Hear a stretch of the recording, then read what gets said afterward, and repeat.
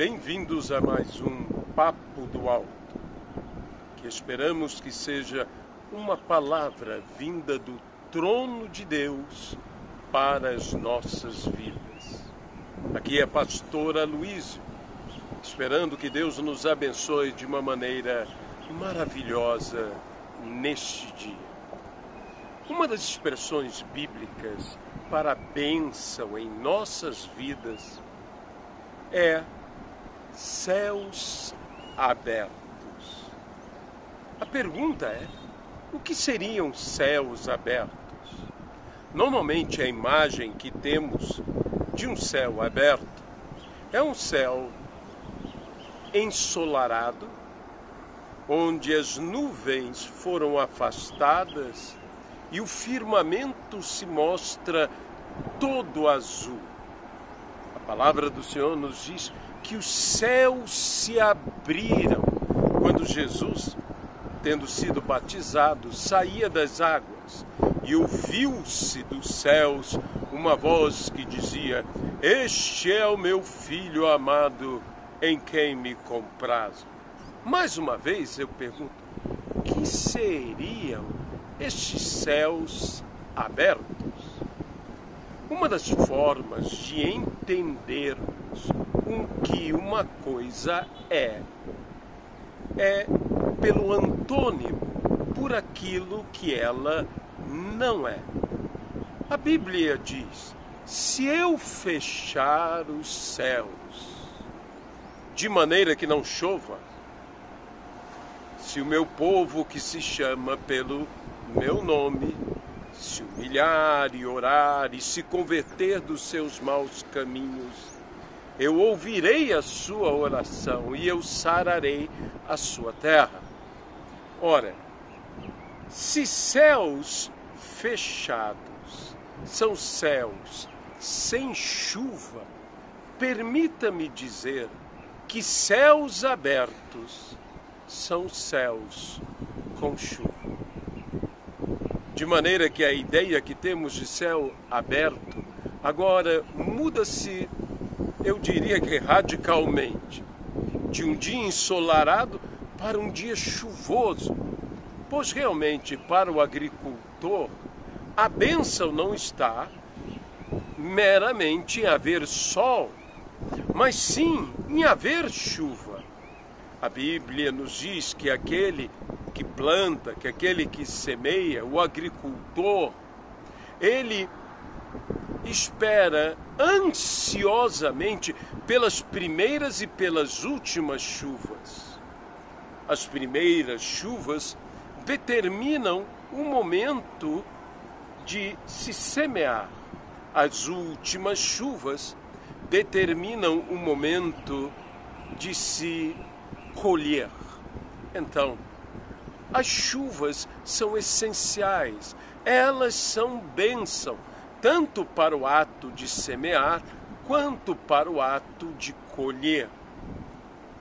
Assim, céus abertos sobre nós seria justamente chover sobre as nossas vidas, como diz o velho hino tradicional: chuvas de bênçãos queremos, chuvas que venham dos céus, gotas benditas já temos, chuvas rogamos a Deus. Nós, de fato, necessitamos dessa bênção das chuvas, dessa bênção dos céus abertos sobre nós, para que em Cristo Jesus o nosso esforço não seja em vão, para que realmente possamos semear na hora certa, ter o crescimento certo pela chuva e colher na hora certa com as últimas chuvas. As últimas chuvas fazem com que o fruto alcance o seu máximo potencial. Sim, Deus não deseja nos dar apenas o frutificar, mas o frutificar em seu máximo potencial.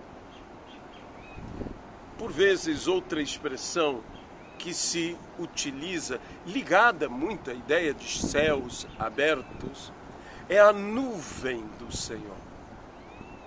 E nós normalmente temos a ideia de um leve nevoeiro, de uma presença assim,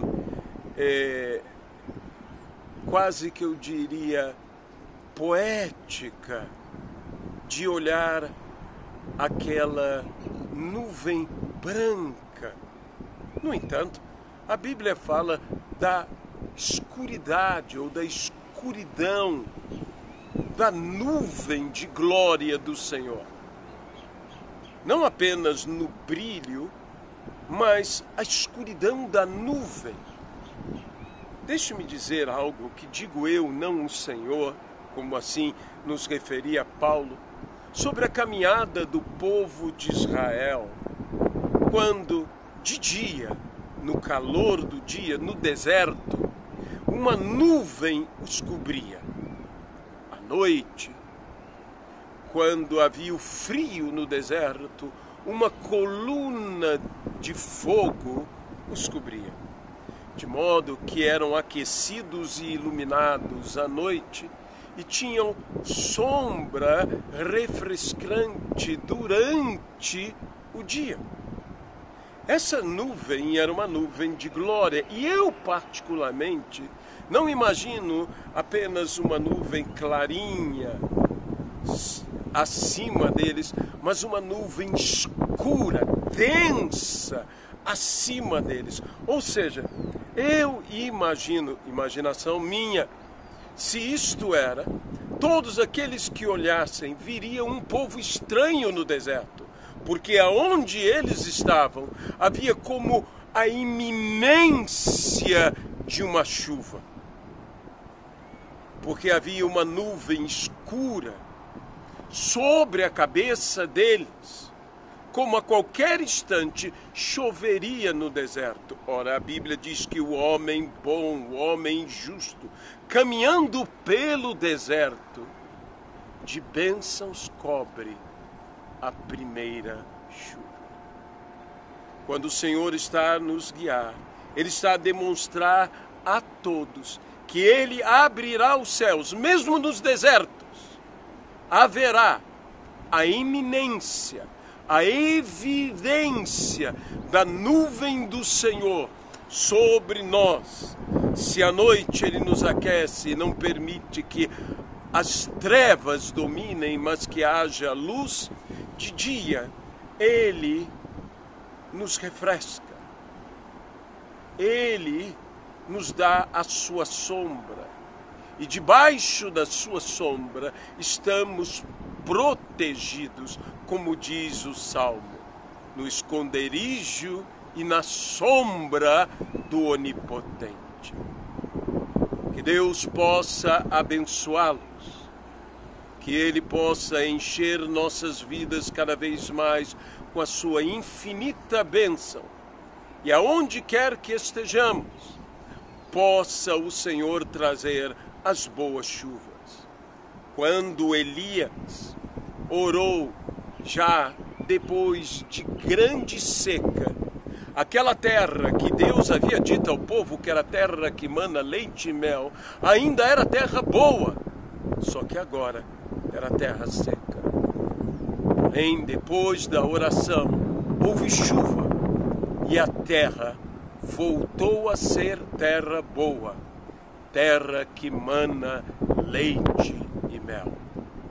Aqui é Pastor Aloísio e até a uma próxima vez no Papo do Alto.